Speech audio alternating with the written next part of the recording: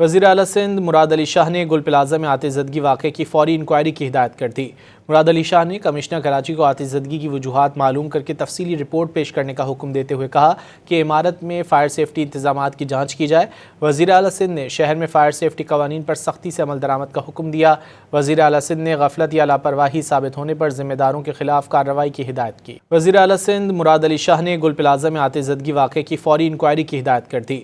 مراد علی شاہ نے کمشنر کراچی کو آتش زدگی کی وجوہات معلوم کر کے تفصیلی رپورٹ پیش کرنے کا حکم دیتے ہوئے کہا کہ عمارت میں فائر سیفٹی انتظامات کی جانچ کی جائے۔